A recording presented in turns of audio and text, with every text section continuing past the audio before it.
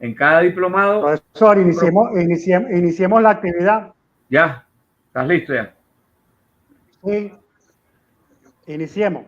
Bueno, muy buenas tardes a todos los presentes, a todos los que nos siguen por YouTube, de acuerdo a la dirección URL que se les pasó por las redes sociales. Hoy tenemos la presentación de la revista número 5, Juicios Epistémicos, del Centro de Estudios de Economía Política, de Geopolítica, de Relaciones Internacionales, de Liderazgo, de Gerencia Socialista, de Economía Política, por supuesto, y de Estudios de Políticos y de Gobierno. Esta presentación de la revista, el número 5, estará a cargo del profesor Reinaldo Tamariz. Y en cuanto termine esta presentación de la revista, iniciamos el foro Venezuela y la guerra europea, la OTAN, Rusia, ese conflicto OTAN-Rusia. Entonces, le damos la palabra al profesor Reinaldo Tamariz. Adelante, profesor.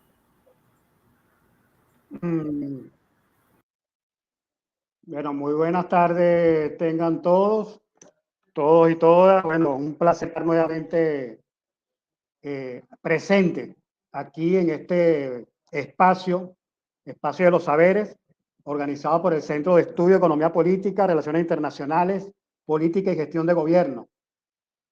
Bueno, me toca presentar la revista ya, la número 5, mes de febrero.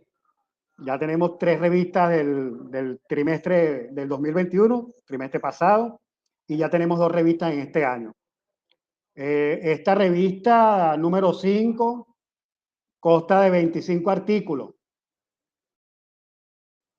todos enmarcados dentro de la cultura actual y de nuestra historia, ¿verdad?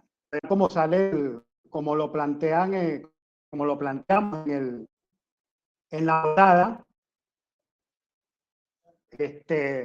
con los términos de guerra difusa, guerra híbrida, mediática, cognitiva, contrahegemonía, economía política, método, dialéctica, sociedad, realidad, genocidio.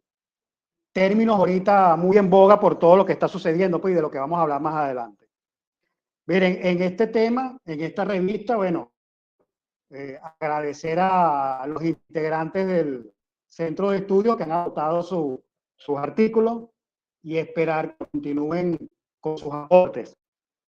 La revista está muy variada. Recordemos que esta es una revista de opinión, ¿verdad? Está muy variada, pero esa variedad está inmersa dentro del contexto que estamos viviendo, del contexto histórico. Incluso hay un artículo que particularmente a mí me llamó mucho la atención, escrito por un dramaturgo alemán en el siglo XIX, Bertolt Brecht. Es dramaturgo y poeta alemán, fue el creador del épico o teatro dialéctico. Él escribe un artículo ahí en esta revista que se llama que trata sobre la verdad. ¿Por qué es tan difícil decir la verdad? Un artículo escrito en el siglo XIX que hoy día sigue tan como nunca. Brecht, el dramaturgo Brecht, siempre fue un luchador, pues, de causa justa, y una de las premisas de él, de estos enfoques que él tenía, es persiste luchar por la verdad, que la verdad se conozca. Aquí tenemos artículos de tal joven Franco Viena, que es integrante del equipo de Misión Verdad, en donde un trabajo de carácter nacional y nos habla de lo que se llama la guerra difusa, que es esta guerra que se encuentra en este momento en fronteras entre Apure y el estado el país de Colombia, nuestro hermano país de Colombia, pero que a través de su gobierno, el gobierno de Duque y de Uribe, han tratado de utilizar esa guerra que tienen ellos de años, pasar a territorio venezolano para poder cumplir con otro objetivo. Él maltrata mucho eso ahí muy completo. Tenemos artículos hay uno de la señora Nicole Schuster. Nicole Schuster fue relatora de las Naciones Unidas. Actualmente está retirada, vive en Perú y se ha dedicado o se ha especializado en lo que es gobernanza, geopolítica y estrategia militar. Entonces, esos artículos van dirigidos a esos temas. Incluso escribió un libro que se llama La Guerra Simétrica. Y en este artículo que coloqué en la revista, escrito por ella, trata un tema muy importante, porque ella habla del genocidio nazi. Y ella explica cómo otros países tomaron ese hecho del genocidio nazi y lo transformaron en un método, en un sistema de coacción a la población. Entonces, ella manifiesta ahí que el genocidio fue institucionalizado por algunos gobiernos de Estados Unidos y países europeos. Pues. Tenemos también un artículo de Enrique de la Garza Toledo, ya fallecido, experto en el área laboral y en la parte de metodología. Este es un artículo que se llama El método en economía política, que forma parte del Tratado de Metodología, hecho por él y por el amigo Leiva, ambos mexicanos. Está un artículo de la amiga María Páez, vamos a ver si logra comunicarse más tarde. María Páez de Víctor, nieta del prócer Páez, y en este artículo es muy interesante porque ella habla tocando el tema un tema que fue muy polémico hace unos meses atrás con respecto a lo de las corridas de toros. Entonces ella hace un pequeño pasaje histórico y pone en evidencia de que eso no es nuevo, de que eso es un hecho que tiene tiempo realmente, pues, y que todavía hoy en día se trata tratando de humanizar este aspecto del ser humano, en donde utilizan lo que se llamaría pues el maltrato animal para infundir temor, porque esa es la realidad. Está un trabajo de la abogada y juez de la República Bolivariana de Venezuela, Neida Torrealba, que trata sobre el Foro de Sao Paulo, la fortaleza que le ha dado el Foro de Sao Paulo al movimiento de izquierda actualmente. Está uno de Alejandro Kirk, que es periodista de Hispan TV, quien habla sobre un término que se llama la maskirovka, que es el término sobre una estrategia militar de la extinta Unión Soviética, que actualmente utiliza Rusia, pues. Y según este periodista, es la estrategia que tiene a Estados Unidos totalmente desubicada dentro de lo que es este aspecto de lo que se está viviendo ahorita. Bueno, vamos a abordar esa cuestión, pues. Tenemos artículos del periodista cubano Pedro Pérez, que nos habla de algo muy importante que es la dignidad. Cosas que dentro de este contexto que estamos viviendo, yo considero que es algo muy importante. Hay un artículo, me pareció muy interesante por aquello de los bonos del sistema patria. Mucha gente que habla con respecto a que esos bonos aparentemente no hacen nada. Y este señor, este economista, nos da un pequeño pasaje y nos indica cuál es el circuito que genera ese bono que se le entregan a las familias a través del sistema patria. Que el mes pasado fueron de aproximadamente, según los datos que aporta el amigo, casi de 27 millones de dólares, de los cuales al Estado solo le regresan el aproximado de 5 millones nada más de dólares a través de impuestos y eso. El resto va a parar a manos del empresariado privado. O sea, que el empresariado privado que diga que los bonos no sirven para nada, realmente está, desde el punto de vista económico, está totalmente equivocado. Y bueno, quiero finalizar nombrando artículos de Eduardo Rivero, un joven ingeniero en informática, experto en geopolítica, pues. Muy interesante su artículo, en donde relaciona, hace ese estudio histórico de lo que fue la Guerra Fría, Estados Unidos y la extinta Unión Soviética. Y bueno, para finalizar, hay un artículo que no sé, espero a ver si se llega a conectar ahora más tarde, del diputado Jesús Santander, diputado de la Asamblea Nacional, que tiene también un programa de radio. Él tiene un artículo que se llama La Guerra Cognitiva. Ese es hablando de, acuérdense, antes de iniciar el conflicto bélico entre Rusia y Ucrania, la OTAN, uno de sus voceros principales, sacó a relucir un artículo sobre un informe de la guerra cognitiva. La voz al profesor Tamaris, y entonces, quien bueno, está terminando de hacer la presentación del número 5 de la revista.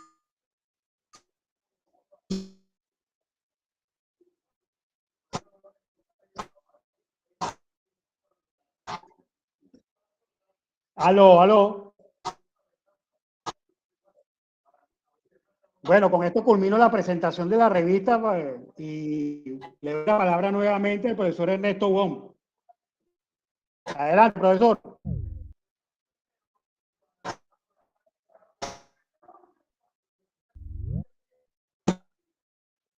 Bueno, creo que el profesor Wong creo que salió del área. Ahí está otra vez. Profesor, si quiere, le doy la palabra.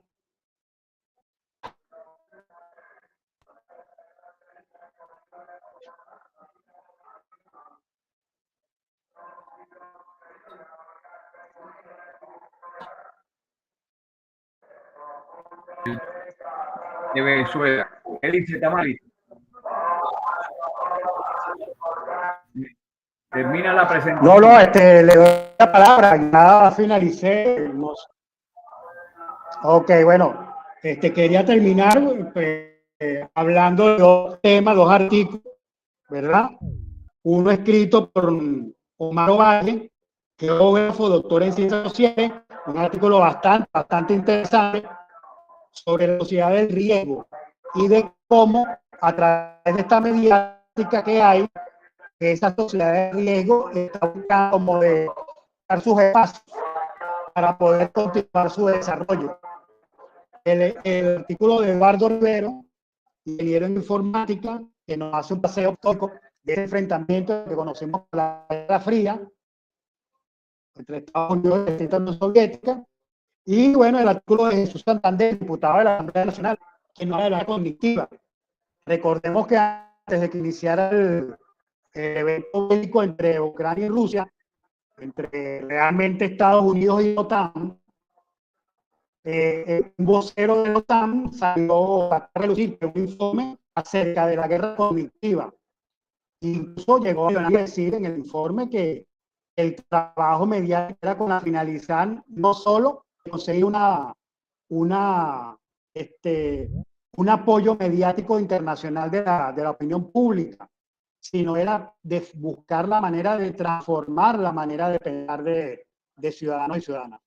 Entonces, bueno, todos son artículos que están en boga. Ese artículo que tienen tiempo que fueron escritos, pero están muy vigentes, más vigentes que nunca. Entonces, con esto quiero finalizar la presentación de la revista, invitándolas a que la descarguen. El link que se presentó, que lo tienen en el canal de YouTube, tienen el enlace para que ingresen a la página de la convención anual con GESIN y de ahí la pueden descargar no solo el número 5, sino las otras que ya hemos hecho. Adelante, profesor Ernesto Gómez.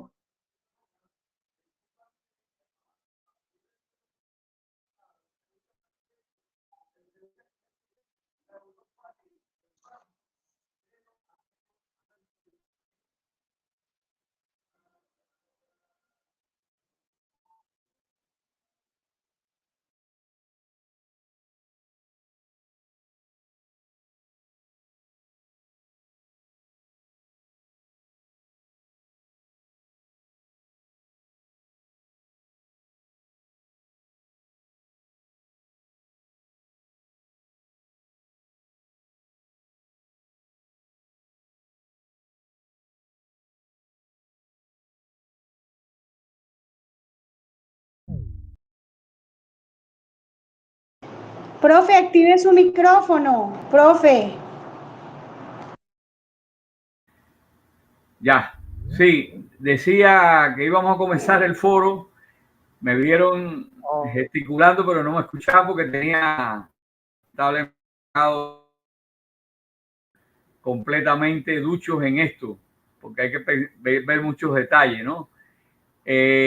Comencé diciendo que comprender el conflicto bélico que se está dando en el sur de Rusia, en Ucrania, en torno a ese espacio de un país, una república que fue parte de la Unión Soviética, que hay que entenderlo como un proceso que tiene una génesis y un desarrollo. Nosotros estamos en estos momentos observando, inmersos en el desarrollo del proceso. Y es un proceso que tiene diferentes actores, unos en pugna, otros en alianza, y en la guerra regularmente hay dos grupos, eso que no le quepa duda a nadie.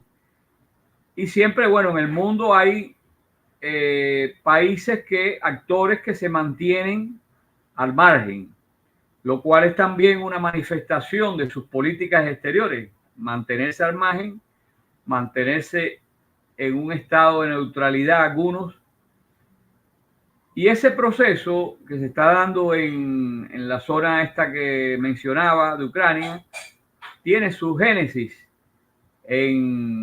iniciándose el siglo XXI, con todo lo que ocurre en el país y la orientación que empieza a tener una vez que las grandes poblaciones comienzan a percatarse de que el cambio que había producido no propiciaba el desarrollo del país. Las medidas que habían tomado en Ucrania no se habían hecho atendiendo a la estrecha relación que tenían estos desarrollos en Ucrania con el resto de la Unión Soviética, con el resto de las repúblicas, y cayó en una situación de descrédito de los primeros gobernantes del siglo XXI de Ucrania, hasta que la mayoría de la población se empieza a decidir por Víctor Yanukovych, que es el político más aceptado que tuvo Ucrania, porque tenía el respaldo de la población del Donbass. Como sabemos, el Donbass es una gran extensión de territorio y que en ese Donbass hay diferentes entidades que se están pronunciando por convertirse en repúblicas independientes, como pasó con Donetsk y Lugansk. Ayer se pronunció otra de las repúblicas, otra de las provincias que quiere convertirse en república, que quiere estar aliada con Rusia. Entonces, bueno, ahí hay una situación de violencia contra la primera elección donde salió Yanukovych. Y entre esa elección que se la quitan a través de los mecanismos judiciales, es que comienza a complicarse la situación en Ucrania, de la cual ya en 2014, donde se dan cambios sustanciales en la correlación mundial de fuerza, Estados Unidos comienza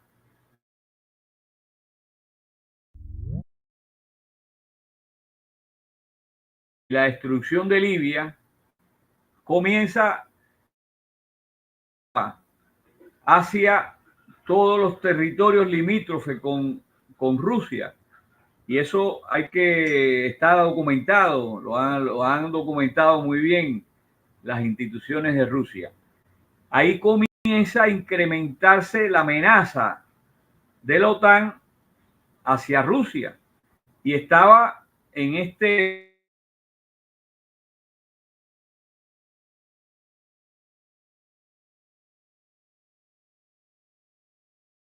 quiere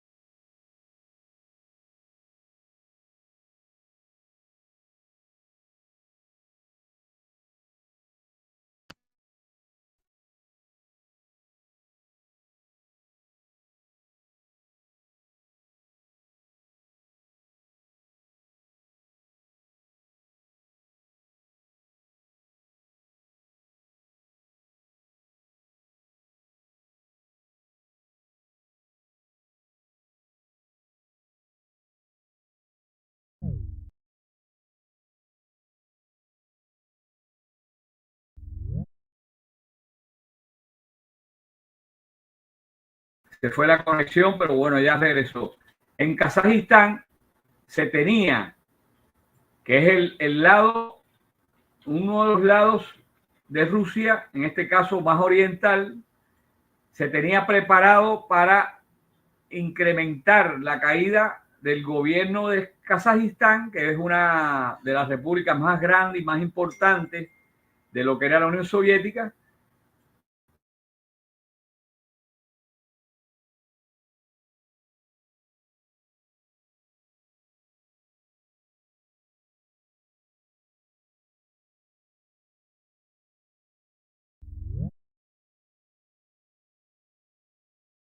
Aquí parece que entramos dos veces. Pero bueno, la Rusia actuó con mucha prontitud mientras que seguía con las tropas principales protegiendo la frontera con Ucrania. Recordemos que se fue cuando empezaron los miembros de la OTAN y Estados Unidos a incentivar la campaña mediática de que Rusia preparaba una invasión a Ucrania, tratando de quitarle atención a lo que estaba pasando por el otro lado de Kazajistán, que Rusia para Kazajistán moviliza a la OTSC, que es la Organización del Tratado de la Seguridad y la Cooperación, y logra apoyar al gobierno kazajo para que pudiera hacer frente a las revueltas estas, que a todas luces fueron iguales que las que se hicieron con Ucrania, pero en el 2014, pero ya con el gobierno de Kazajistán con mayores experiencias de lo que pasó en Ucrania, de Putin, de todo el aparato de gobierno ruso y del Estado, y se logra zanjar el problema de Kazajistán y comienza entonces la operación especial de Rusia para poner fin a todo eso que estaba ocurriendo, el plan de la OTAN, pero también a todo el genocidio que estaba llevando a cabo el gobierno de Zelensky, con bombardeos a las zonas civiles, a las ciudades que ocurren en el Donbass. De la operación, de lo que es la operación especial de Rusia, tenemos mucha información. Ya sobrepasan los 2.000 instalaciones militares de Ucrania que han sido controladas por Rusia, destruidas muchas de ellas. Y con esas destrucciones también los mercenarios que estaban adentro, porque en realidad el ejército de Ucrania, el ejército oficial de tropas preparadas en gran parte por la época de la Unión Soviética, con oficiales graduados como soviéticos, pues están del lado de Rusia. La mayoría se pasó para el lado de Rusia. Y los que están activos en los batallones de mercenarios, el batallón Azov, entre ellos, pues son tropas de mercenarios con antecedentes criminales, casi todos, y que están en estos momentos sujetos a una presión militar extraordinaria de las tropas rusas. En este marco, que tiene ya varios días, casi llegando a 20 días, está el otro marco más amplio, que es toda una etapa anterior, donde se fortalecieron durante los años anteriores las relaciones de Venezuela con Rusia, las relaciones de Venezuela con Bielorrusia, que son dos países fronterizos con Ucrania, las relaciones de Venezuela con el mundo euroasiático, con Turquía, con Siria, con Irán, y que tienen mucho que ver porque son países, gobiernos con respaldo hacia Rusia. Ahí vemos cómo ha estado actuando el gobierno turco para ser intermediario en las situaciones que se presentan ahora, que están presentándose con las negociaciones. Pero las negociaciones entre Rusia y lo que queda del gobierno de Zelensky están prácticamente en el aire, porque el gobierno de Zelensky no quiere ceder ante una realidad que a todas luces debe conocerle el mundo, que es la existencia de repúblicas independientes y que se declararon independientes porque fueron sometidas a ataques de las tropas mercenarias ucranianas y nazi ucranianas. Y es lógico que se busquen la defensa esas repúblicas independientes y las otras ciudades que se pueden conformar en provincia, que están conformadas en provincia y que están pidiendo la alianza con Rusia. Entonces, esta situación, por un lado, de pedir el reconocimiento de las repúblicas independientes, es algo que Kiev tiene que ceder, y tiene que ceder también a que la OTAN elimine las sanciones hacia Rusia, porque con sanciones, con bloqueo que le están haciendo a Rusia, Rusia no puede parar su actividad de poner coto a esos agresores y a esas intenciones de la OTAN. Por eso la situación hay que seguirla muy de cerca. Todos los días, minuto a minuto, se están dando noticias. Yo sugerimos que lean el sitio web de Russia Today, actualidad.rt.com, para que estén informados con veracidad de lo que está ocurriendo en este conflicto. Entonces, yo me detengo aquí para que intervengan. Creo que por allí está el profesor también, Francisco Rodríguez. No sé si está el estimado estudiante de la UVB. Creo que está por allí también Daniel Rodríguez de Monagas. No sé si, porque es que no aparecen ni las siglas ni los nombres en estos dos participantes que están presentes hoy. Entonces, Reinaldo, si quieres hacer algún comentario, o Rosalba, Elizabeth quería referirse a esta situación de genocidio en el Donbass por parte de Ucrania, de Kiev, y tenía el tema de los derechos humanos en este tipo, en la cuestión de la guerra, ¿no, Elizabeth?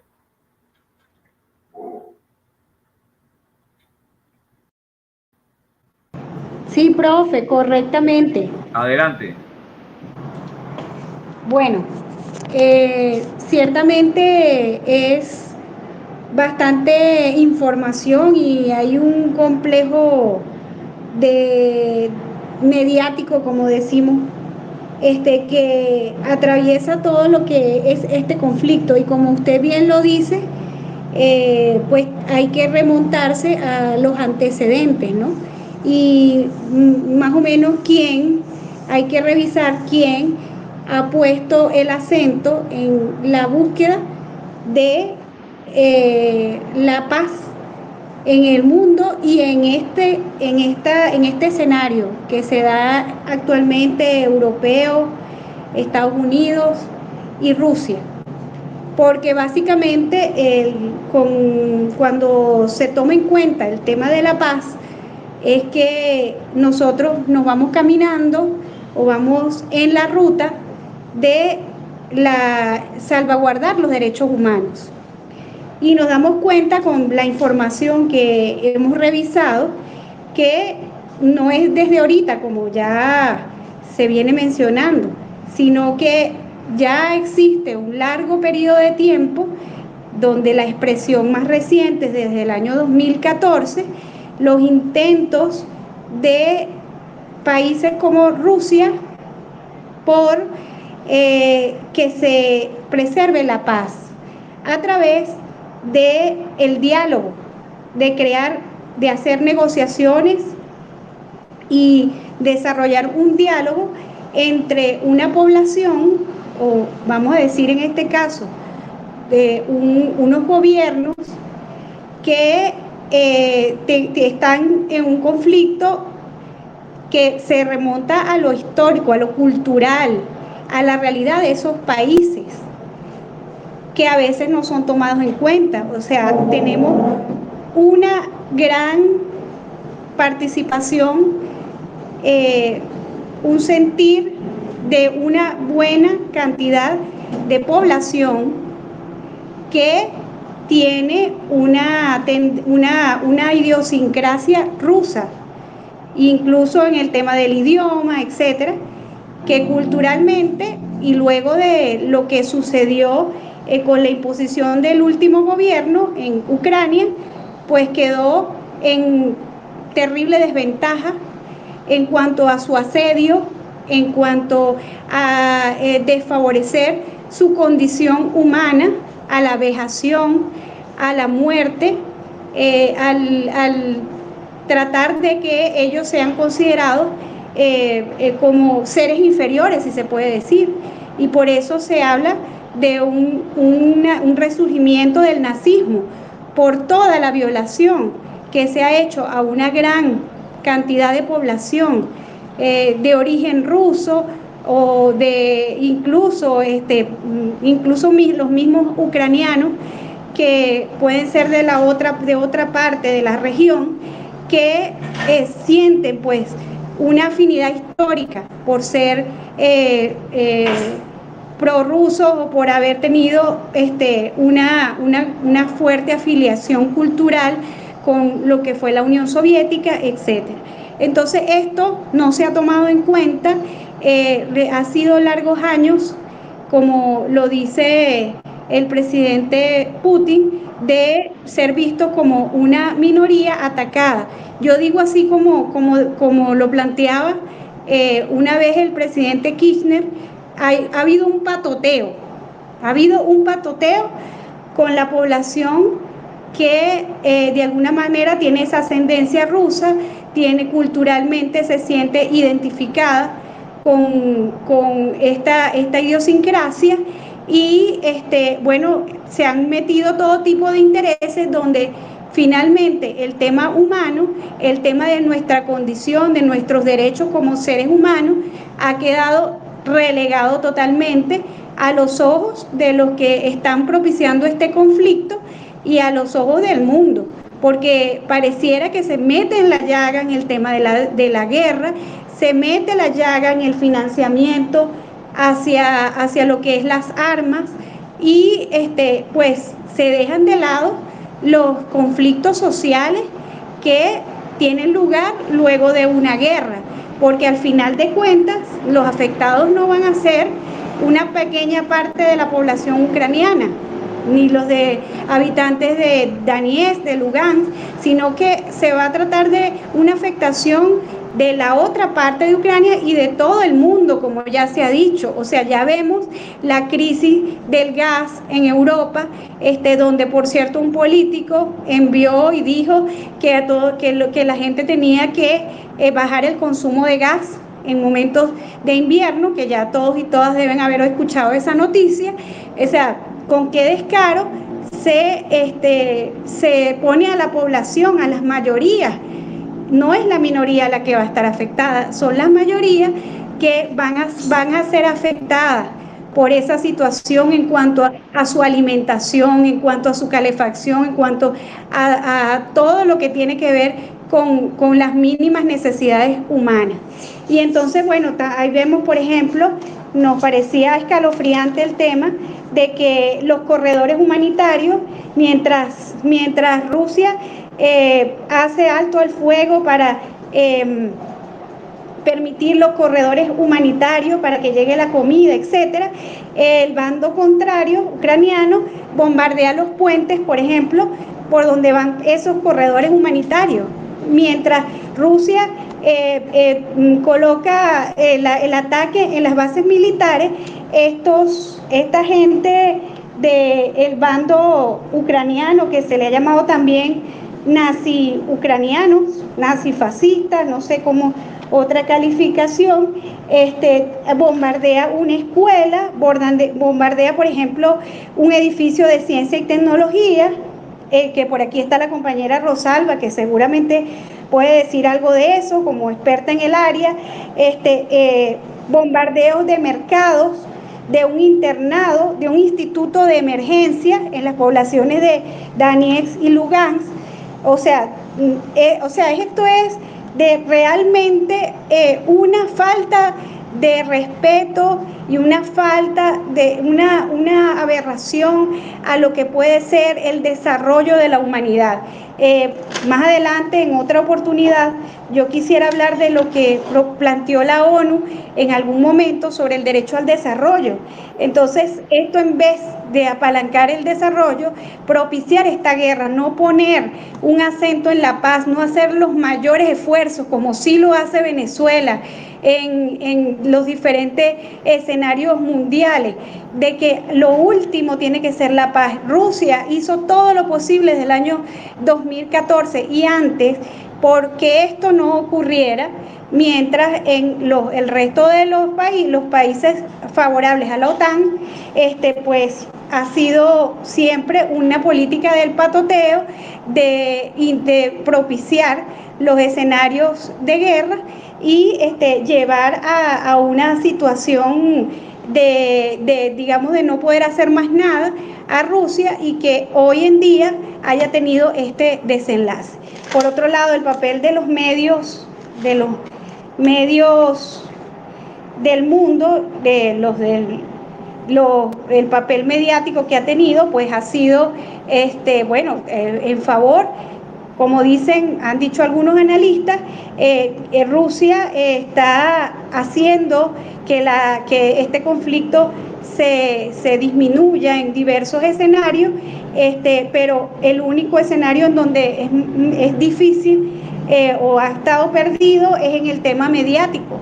Y vemos, por ejemplo, que en el caso de UNICEF, por ejemplo, se habla de que pone el acento en la crisis humanitaria en Ucrania, etcétera, organizaciones internacionales, cuando sabemos que la UNICEF también ha intervenido en otros países, pero se releva el papel que ha hecho ahorita en Ucrania, porque sencillamente lo que interesa es ver que es el lado ucraniano el que está siendo afectado, cuando sabemos que eso no es así. O sea, desde el año 2014, poblaciones como Donetsk, como Lugansk, han sido afectadas por toda esta situación de conflicto. Entonces, bueno, el único camino que hay es el camino de la paz, si queremos el desarrollo humano, y creo que hay que seguir el ejemplo de Rusia y llamar todos los días a que cesen las presiones,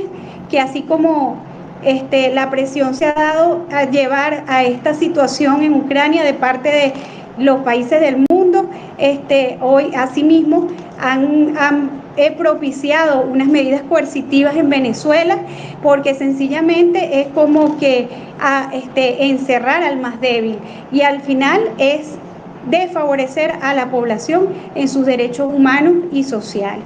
Entonces, bueno, eso un poco para poner ahí algunas ideas que me imagino que nuestros compañeros van a poder ampliar. Así que muchas gracias por el espacio. Excelente los artículos de la revista que ha planteado el compañero Reinaldo del juicio epistémico número 5. Recomiendo a todos la revisión, porque también allí en esos artículos vamos a encontrar elementos que nos van a ayudar a analizar toda esta realidad. Muchas gracias. Adelante. Bueno, muchas gracias, Elizabeth, por tu reflexión sobre los derechos humanos. En estos momentos se está publicando los nuevos descubrimientos sobre las armas biológicas que estaban preparando Estados Unidos allá en Ucrania. Se está hablando de animales para transmitir las enfermedades y que puedan llegar a todos los lugares en los países hacia donde ellos quieren dirigirlo. Estos animales como los murciélagos y otros que pueden penetrar sin pasar por el problema migratorio, ni aduanero, ni nada de eso. Todo esto se ha puesto a la luz pública. Hay otro elemento mediático que está saliendo en estos momentos que hay que darle mucha difusión, que es un video de Biden, como cuando era senador, alentando los bombardeos de Belgrado, cuando los bombardeos de la OTAN a Yugoslavia. Eso hay que difundirlo para que se vea la doble moral y el doble rasero que tienen los imperios y los imperialistas. Entonces, si el escritor y articulista Eduardo Rivero, que levante la mano, por favor, si puede intervenir ahora. A ver, Eduardo, ¿puedes intervenir ahora? O le damos la palabra a Rosalba Zenit. Sí, presente, profesor. Adelante, Zenit Segovia, profesor de la Universidad Bolivariana de Venezuela. Gracias, profesor. Muy buenas tardes, compañeros. Muy buenas tardes a todos los oyentes, a todos los presentes.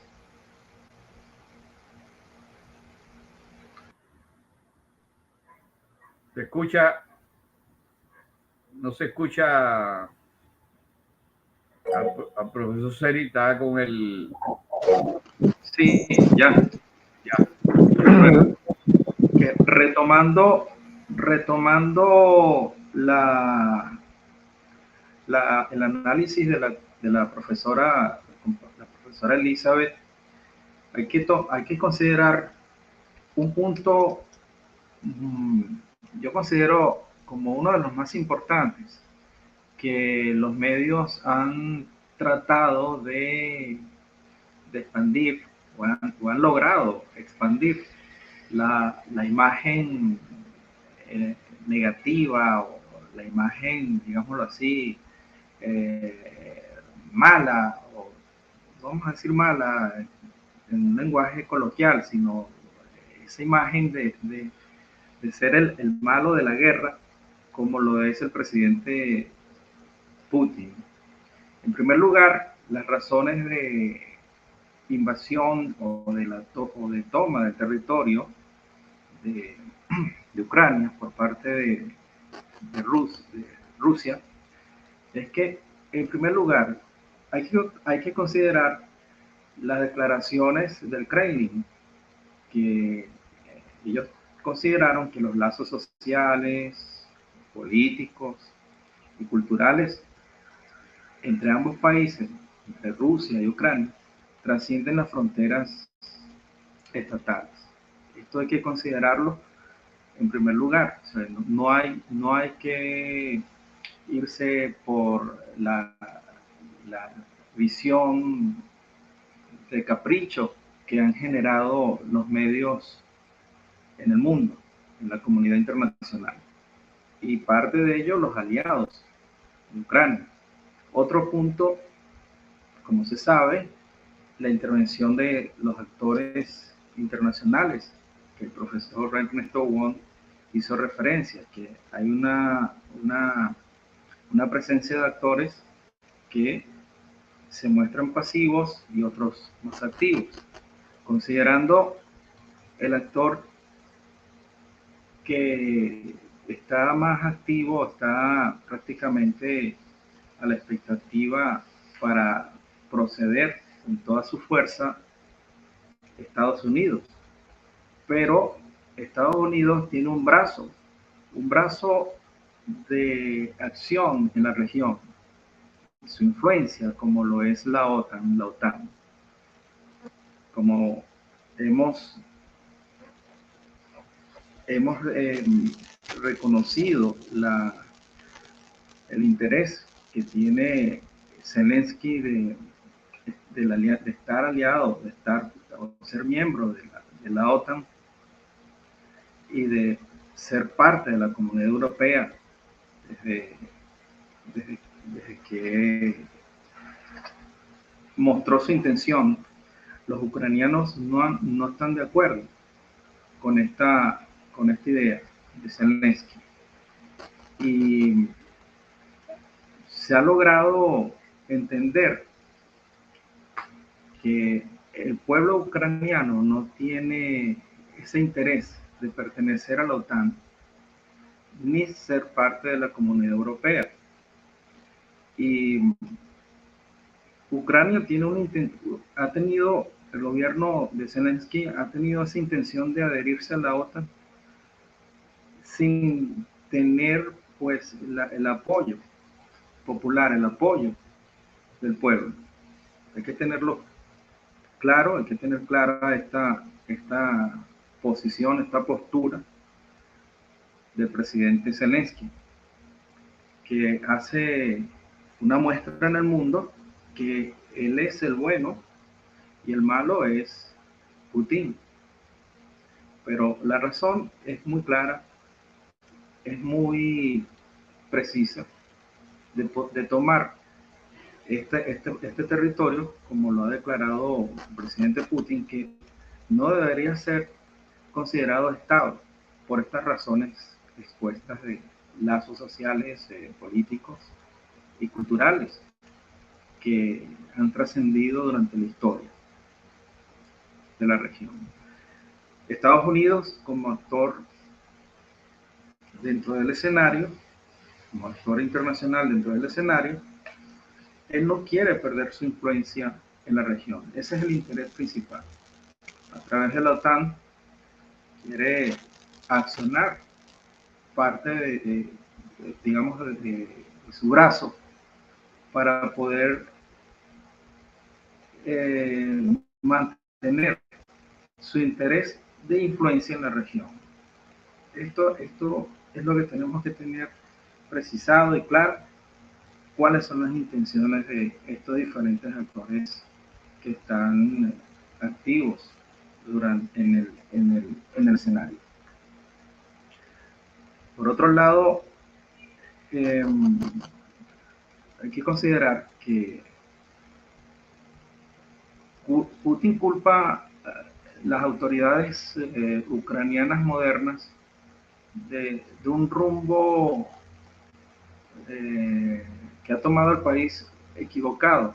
O sea, los territorios históricos, el pueblo o las personas cercanas a Rusia, así lo ha declarado Putin, viven allí y básicamente con una influencia ya de manipulación contra estas raíces o estos lazos que han trascendido la historia y que ya sabemos, ya hemos identificado que se trata de desnazificar al territorio ucraniano, porque se trata de crear un escenario, un ambiente totalmente adverso a la razón de ser en la región, ese sentido de pertenencia.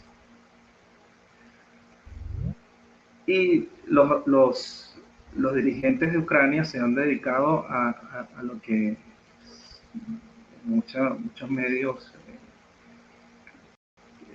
transparentes han denominado como el odio a los rusos.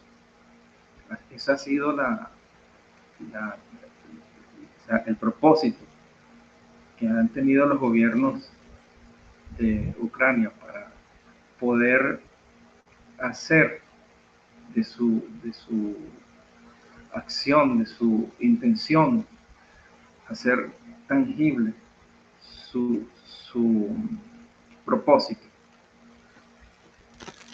Y bueno, es muy breve porque quiero ser muy puntual en esto. Es un tema que requiere mayor definición de detalles que podríamos ampliar más adelante.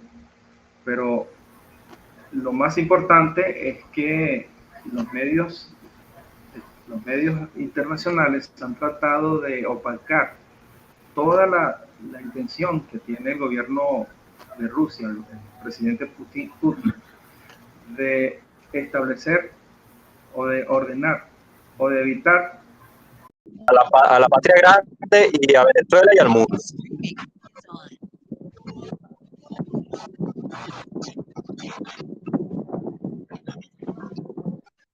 Puedo exponer ¿Puedo exponer? ¿Me escuchan? Sí. Ok. Sí. Continúe, Okay, bueno, continúe. Continúo, ok.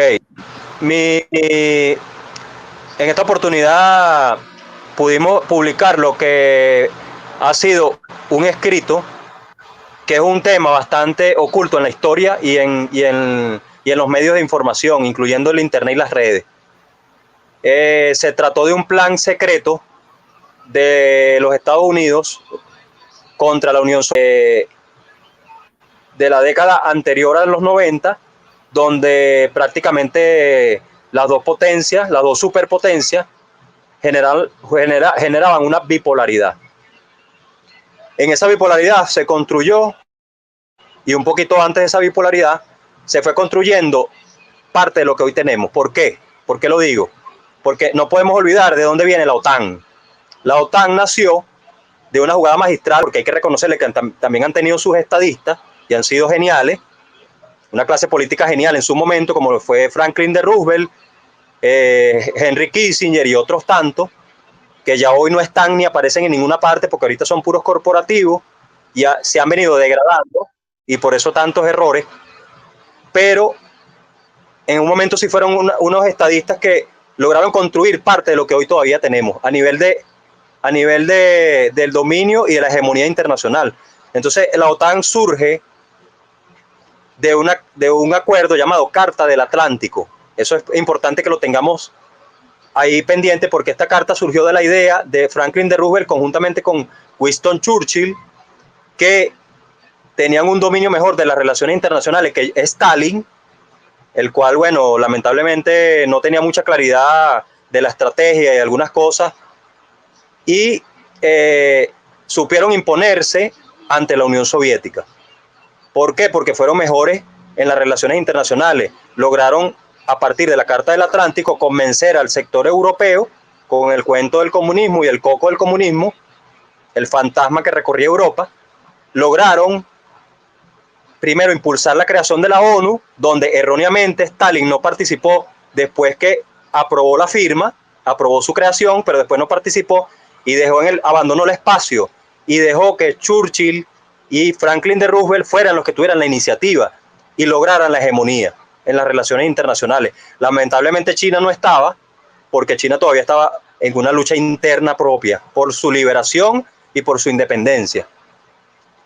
Eso sucedió. Posteriormente a las Naciones Unidas, prácticamente a la par, paralelamente, surge la OTAN. Y de ahí venimos, de ahí viene la historia.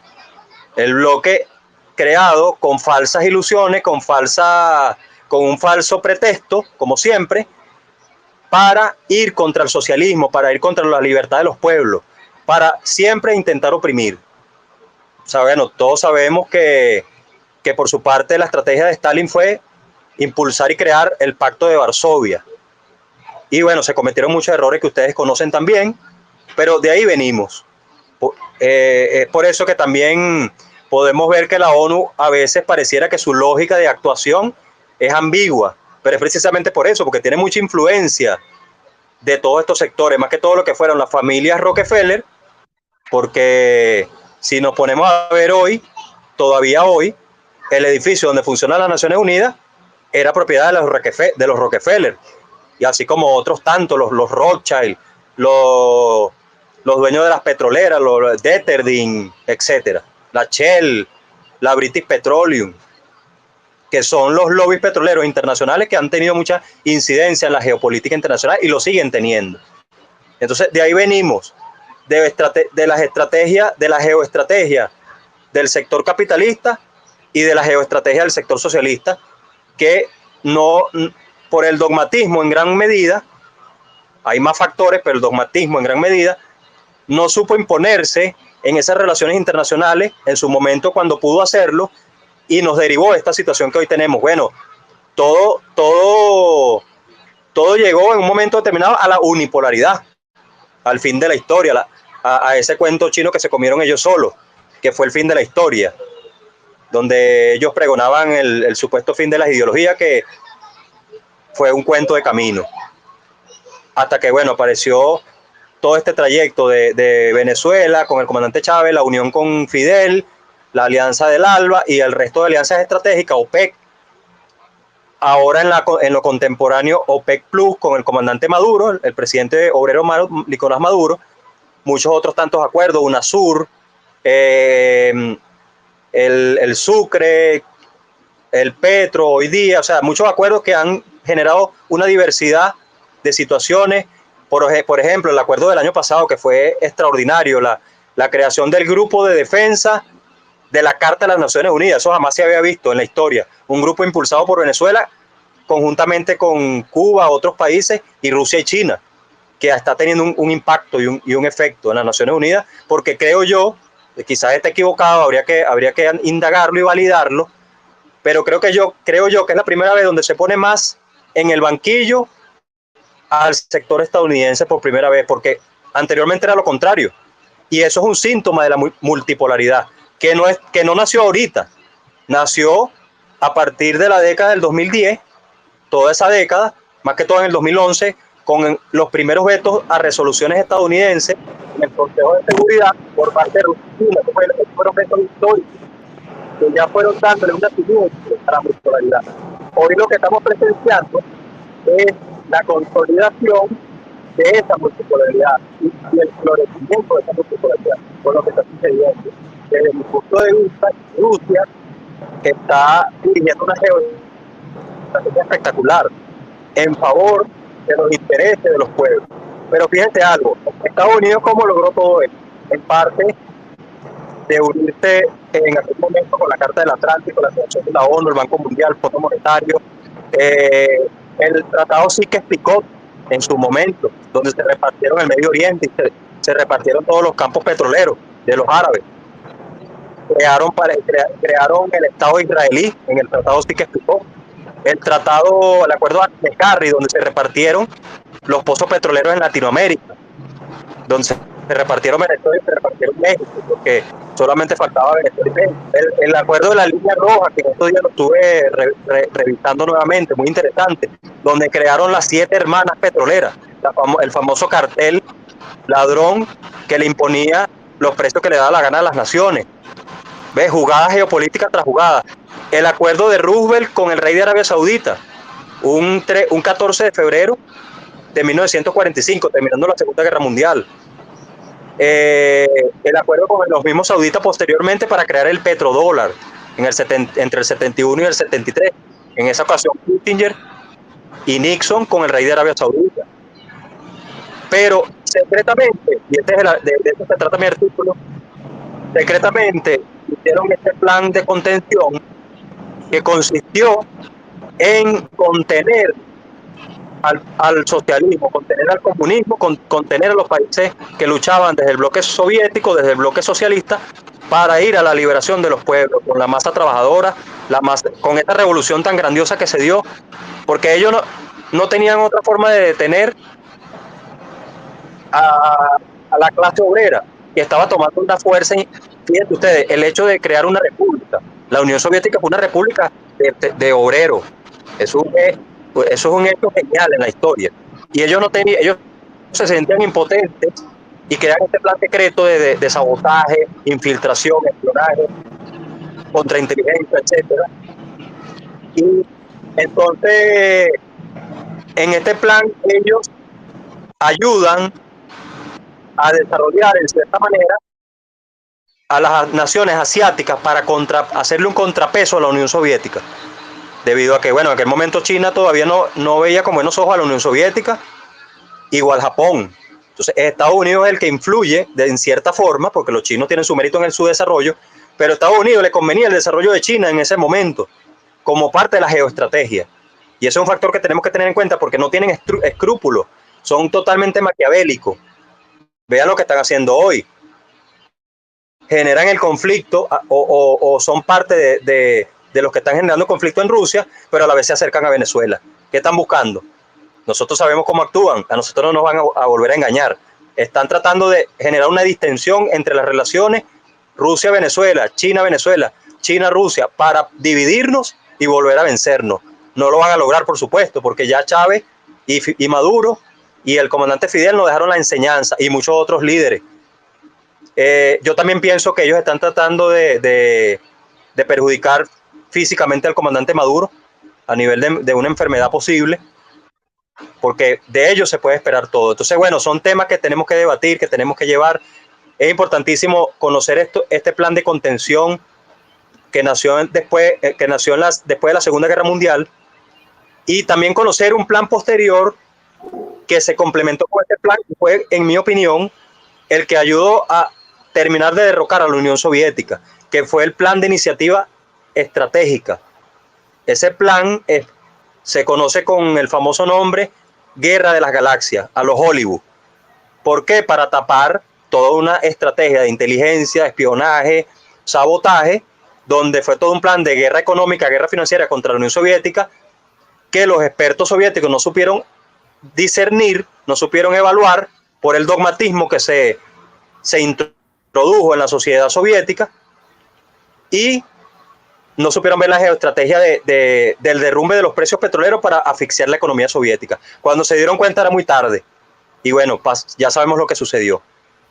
Llegamos a la unipolaridad, año 91, unipolaridad total, la hegemonía total, Estados Unidos haciendo lo que le daba la gana, hasta que, bueno, logramos la multipolaridad, pero son cosas históricas que tenemos que ver para no volver a cometer esos errores.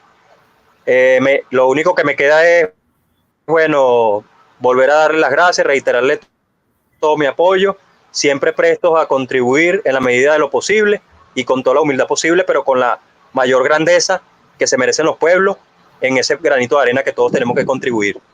Muchas gracias, profe. Bueno, gracias, Eduardo Rivero, licenciado en Ciencias Políticas, ¿no? Y colaborador de la revista Juicios Epistémicos. Así es, ingeniero de informática y docente e investigador de la UNETI, la Universidad de las Telecomunicaciones y la Informática, con el rector Carlos Bebersi, que le mando un abrazo. Gracias. Hay que empezar entonces a leer a Eduardo con la visión de un gran informático involucrado en el análisis político internacional. Adelante, profesora Rosalba Álvarez. Tiene la palabra para la intervención. Adelante. Buenas tardes a los participantes y también a los que posteriormente se incorporarán cuando accedan por YouTube al momento, este espacio que hemos tenido en la presentación de la revista Juicios Epistémicos, y donde se están tocando temas de toda actualidad muy interesantes. Precisamente nosotros aportábamos a este número de la revista un artículo que habíamos titulado, y allí pueden ver, Ciencia, Mercantilización y Guerra. Apreciamos, bueno, que claramente la edificación de la ciencia se impone como una necesidad en el ámbito nacional, pero que no está ajena al contexto y precisamente al tiempo. Eso es innegable. Y entonces, bueno, planteábamos un análisis que puede dar pie para la reflexión cuando abordábamos elementos como la mercantilización, porque ciertamente si nosotros abundamos al finalizar la última conflagración mundial, la Segunda Guerra Mundial, bueno, ahí vamos a ver que se gestaron condiciones para que los conocimientos, bueno, se configuraran en un mercado muy rentable. Precisamente los editores científicos han obtenido cuantiosas ganancias en todo el proceso que se gestó, no al final de la Segunda Guerra Mundial, sino precisamente desde el siglo XVII, en ese tránsito de la edad moderna a la edad contemporánea. Y por tanto, se pueden aperturar debates muy interesantes, porque no es una cuestión donde no se dejen de apreciar tensiones y aparecen precisamente contradicciones que van a resultar en estos momentos fuentes de ulteriores análisis, porque hay desigualdades en nuestro mundo y vienen marcadas siempre con un antecedente histórico. Por eso no se debe obviar en la investigación el análisis histórico de las coyunturas. Y en este caso, la ciencia, las innovaciones y las tecnologías, cuando nos enfrentamos a este proceso de mercantilización neoliberal, bueno, se advierten novedosas improntas que están marcando resultados y consecuencias en la actualidad. En el caso de la guerra, en todas sus múltiples dimensiones, va penetrando todo ámbito conocido, y en eso contribuye bastante el proceso o el fenómeno de la globalización. Es importante que se advierta cómo el desarrollo tecnológico viene teniendo una impronta de relación relacionado a los armamentos, pues cada vez tienen mayores novedades, y esto va a permitir supremacía, porque ciertamente lo que todo ser humano tiene claro es los daños que ocasiona una guerra, pero por otra parte, la guerra en cuanto a resultados determina posiciones de imposición, de dominación y, bueno, de cambio de las relaciones de poder. Y en ese sentido, tanto las innovaciones, las ciencias y la tecnología también transcurren en esas direcciones. Y es por eso que nosotros tratábamos de abordar en consideraciones que las coyunturas actuales que estamos apreciando, bueno, enfrentan una batalla del conocimiento, es decir, el conocimiento, el pensamiento también está jugando en medio de estos espacios de contradicciones, donde hay nuevas relaciones de poder y donde se están marcando profundos cambios que no únicamente están determinados por la crisis sistémica del sistema capitalista en su confrontación por su reinvención y reconfiguración para su supervivencia. Entonces, bueno, en este caso nosotros traíamos en el artículo la reflexión como lo importante de combinar los presupuestos que dejaron marcados dos importantes líderes de nuestra América, Fidel Castro con la batalla de ideas y nuestro comandante eterno Hugo Chávez con la creación, porque realmente esa combinación creativa es lo que nos puede determinar la alternativa en el desarrollo, con una nueva edificación de la manera de hacer ciencia, de hacer tecnologías, de innovación social. Y bueno, brindábamos estas posibilidades en el artículo para reflexionar, porque ciertamente las desigualdades que están imperando en el mundo ante la accesibilidad con respecto a los conocimientos científicos, el compartir la retroactivación social precisamente de estos conocimientos, es muy sugerente apreciar cómo, impulsado desde la Unión Europea, la Organización para la Ciencia y la Cultura, UNESCO, está promoviendo la corriente o paradigma de la ciencia abierta. Entonces, ¿cómo esta ciencia abierta, ante estos conflictos que está sobreviviendo la humanidad en estos momentos, en estos precisos momentos desde Eurasia, donde las tensiones, el resurgimiento del fascismo que estaba enquistado en estas sociedades y que fue minando las relaciones internaciones en Europa y en toda esta zona en conflicto, bueno, vemos que nos da también para la reflexión en cuanto a cómo llega este paradigma de la ciencia abierta a nuestra América. Bueno, entonces aquí tenemos que volver a la historia, al legado de nuestros libertadores, que bueno, dijeron en su momento, injértese en nuestras repúblicas el mundo, pero el tronco ha de ser siempre el de nuestras repúblicas, precisamente desde lo autóctono, desde lo nuestro, porque ya nosotros teníamos experiencias en el ámbito nacional de ciencia abierta y estamos incluso considerando ya el saber ancestral, el saber que es conocimiento, como mismo debe considerarse las ciencias sin esas divisiones clásicas que estigmatizan, sino verlas en el equilibrio, porque es para el equilibrio en que debe tributar la ciencia. Entonces traíamos estas propuestas en medio de esta coyuntura, porque pensamos que es importante punto de valor para el análisis. Entonces, bueno, le agradezco este momento de intervención. Ciertamente tenemos que seguir luchando para erradicar esa mercantilización de la ciencia, porque estamos viendo que el propio desarrollo tecnológico en relación a la producción de armamento, bueno, hay que observar que marca una impronta estratégica en la evolución de los diferentes, por medio de la violencia, los conflictos armados con violencia, como estamos observando, y bueno, de acuerdo a la tendencia de las relaciones económicas dentro del mercado, están determinando una supremacía que es de interés para el occidente, pues.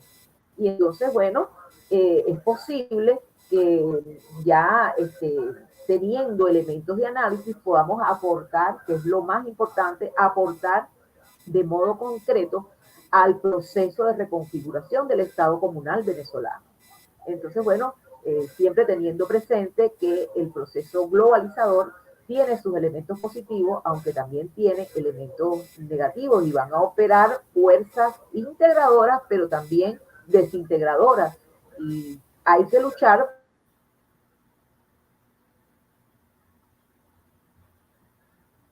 Bueno, parece que se cortó la voz de la profesora Rosalba, y en estos momentos,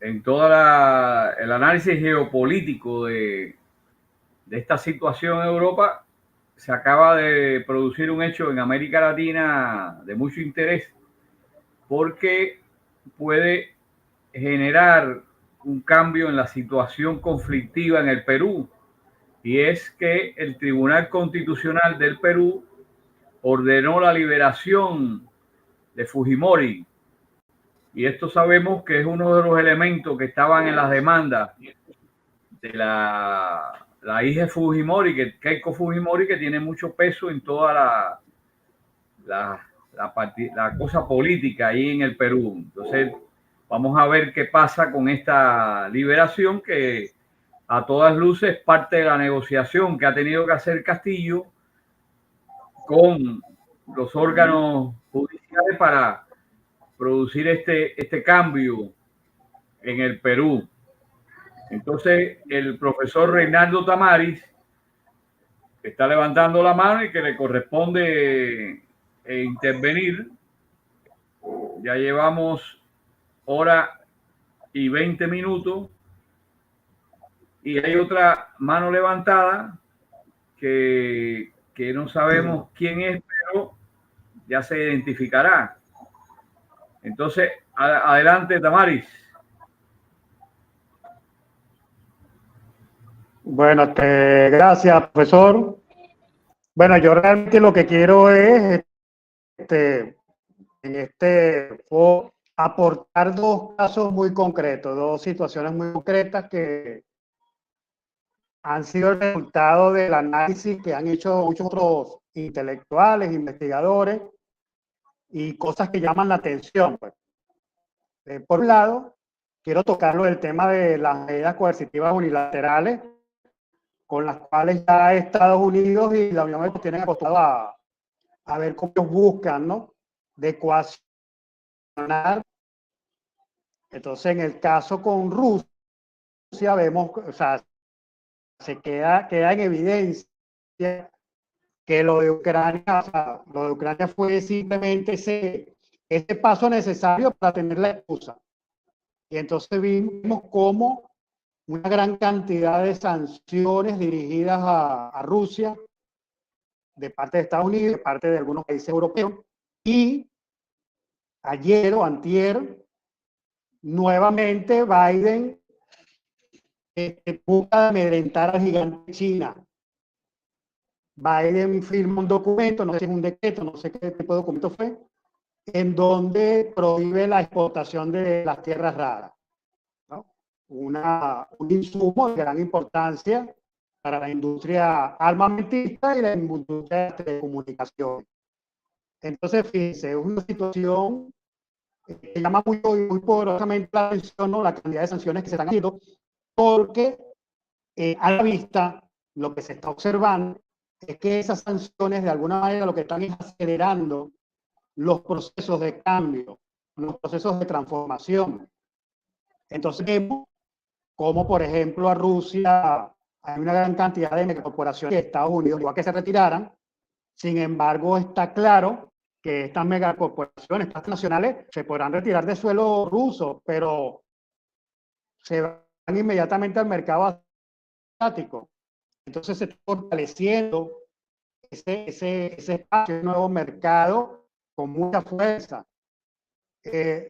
Mastercard y otro tipo de tarjetas que retiran de Rusia.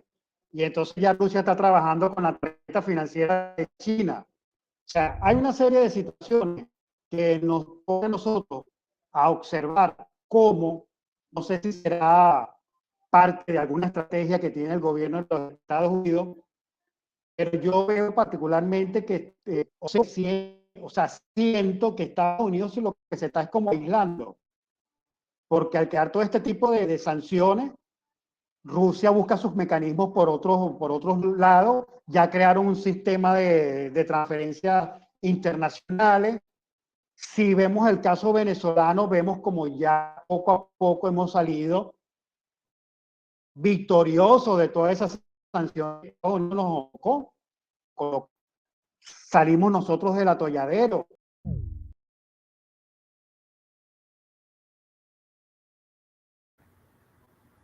Bueno,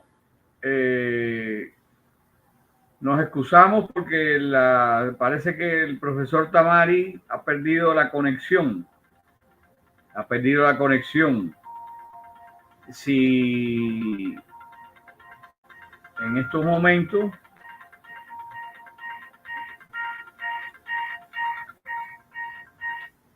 tenemos que estar muy atentos, como decía anteriormente, de las noticias que se están dando a nivel mundial, ¿no?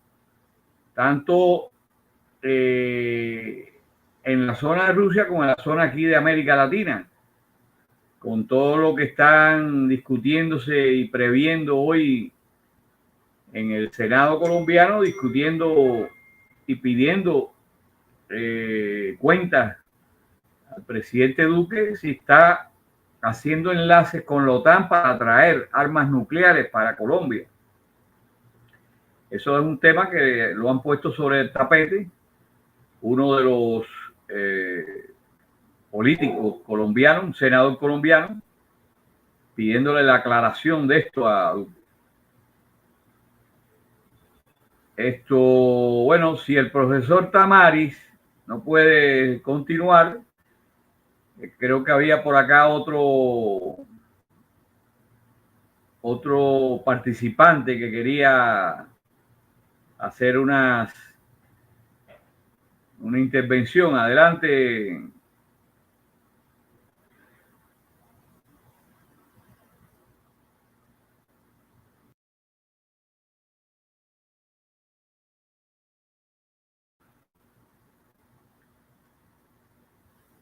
Bueno, entonces concluimos con esta intervención que hizo el profesor Tamaris y les invitamos para que el jueves 31 de marzo tengamos un debate sobre una conferencia en video del profesor congolés, amigo de la casa, amigo de Venezuela, amigo del presidente, el comandante Chávez, en Bulli Cabunda, que vamos a pasar esa conferencia sobre una visión estructural del problema de las migraciones en el mundo.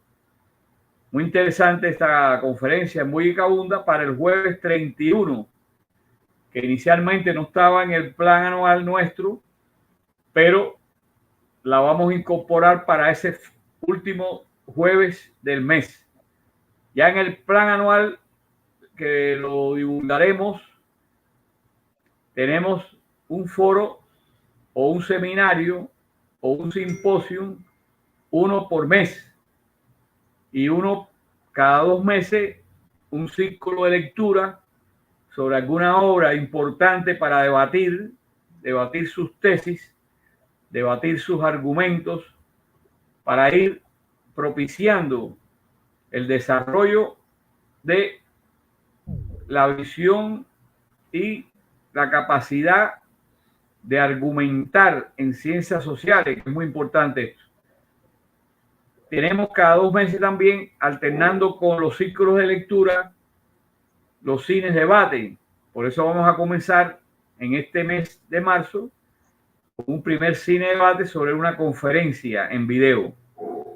Vamos a tener películas, vamos a tener charlas, conferencias que están en video y en YouTube para que sea fácil el debate, porque todo el mundo la puede ver. Ya una vez anunciado el debate, pueden ver el material en YouTube y ir al debate con elementos y así incorporar a los estudiantes, los distintos PFG de la UEB, para que participen de estas clases, que son unas reflexiones entre todos con distintos puntos de vista, pero que compartimos todos la filosofía de la emancipación, la filosofía de la praxis con la que se puede comprender al mundo. Entonces, agradecemos la participación de todos y todas en este encuentro y, por favor, Amaris, concluimos la grabación para YouTube. Muchas gracias a todos y hasta la próxima. Ok, muchas gracias.